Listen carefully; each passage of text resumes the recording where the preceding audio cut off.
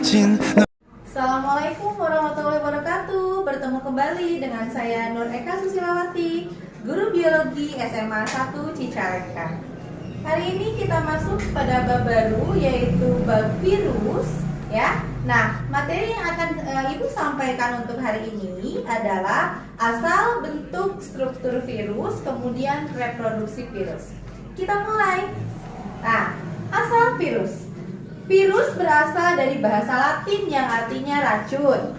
Nah, di sini ada 4 tokoh yang dulunya mereka meneliti tanaman tembakau sehingga menemukan virus tersebut. Yang pertama adalah Adolf Meyer tahun 1883, kemudian Dimitri tahun 1892, kemudian Arrhenius dan Stanley. Nah, mereka itu menemukan jenis TMV atau tobacco mosaic virus yang berasal dari bercak putih pada daun tembakau.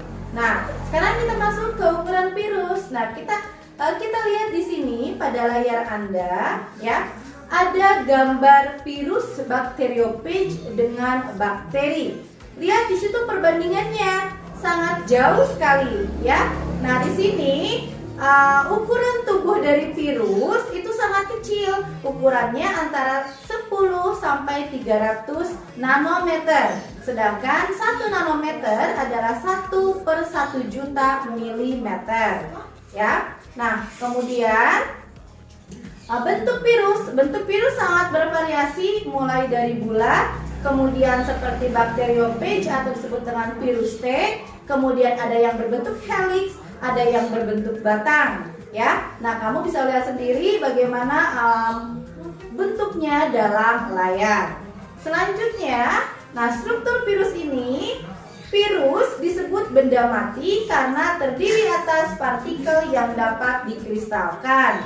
Virus dikatakan makhluk hidup juga karena mempunyai RNA dan DNA, ya, sehingga mereka bisa bereproduksi. Kemudian partikel virus lengkap disebut dengan virion, sedangkan virus sebagai parasit obligat, yaitu dia hanya bisa mampu hidup jika berada pada sel hidup. Nah, selanjutnya kita lihat di sini struktur tubuh dari bakteriophage atau virus T. Nah, dilihat dari bagian atas sampai bawah itu strukturnya mulai dari kepala, leher sampai pada serabut ekor. Nah, lihat pada gambar virus yang mengandung DNA. Di sini contohnya. Jadi pada bagian kapsid itu di dalamnya ada DNA. Nah, di sini pada virus itu ada yang di dalamnya materinya adalah DNA, ada yang materinya adalah RNA.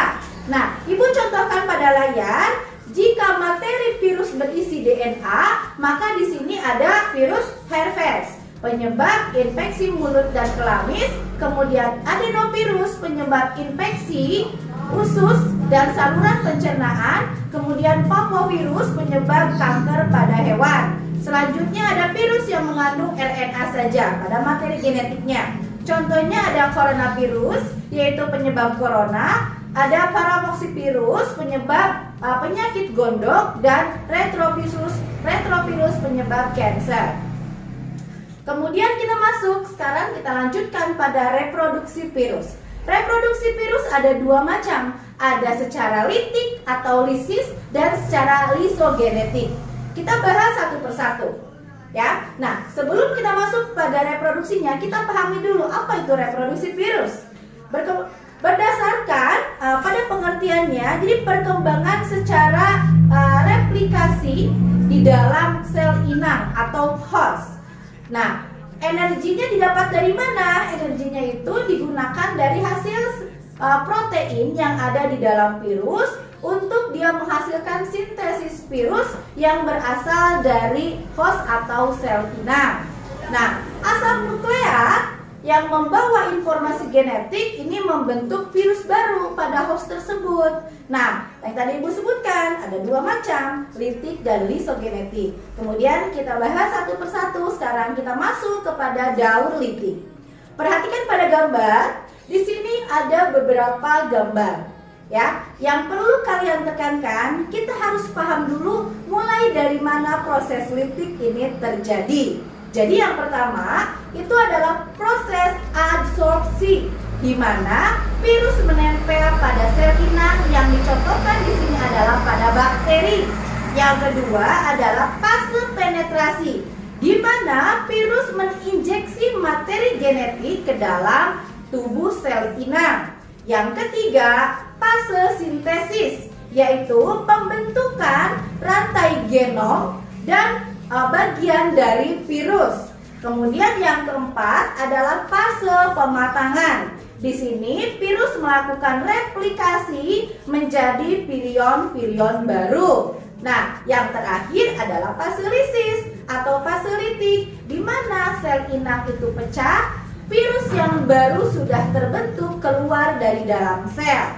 Nah, sekarang kita harus paham dulu.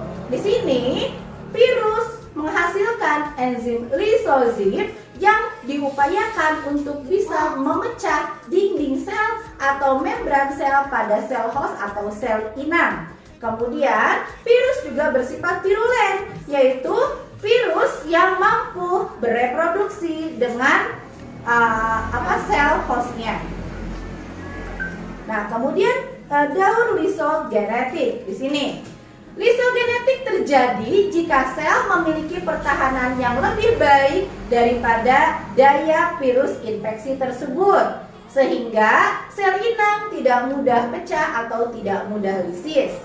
Kemudian virusnya berbentuk temperat, yaitu virus yang dapat bereproduksi dengan daur litik ataupun lisogenik.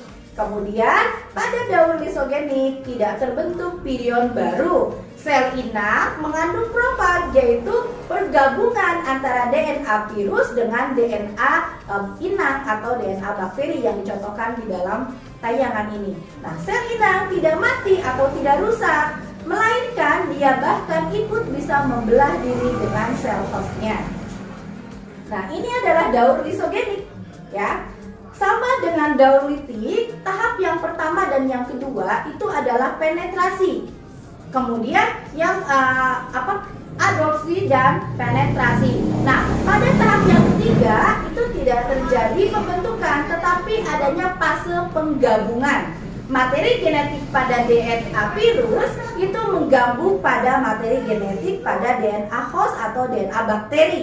Nah, kemudian setelah terjadi penggabungan, maka virus ikut melakukan yang namanya fase replikasi, yaitu kromosom yang telah disisipi oleh genom dari virus itu akan ikut membelah diri bersamaan dengan adanya pembelahan pada sel bakteri. Selanjutnya kita lihat di sini perbedaannya.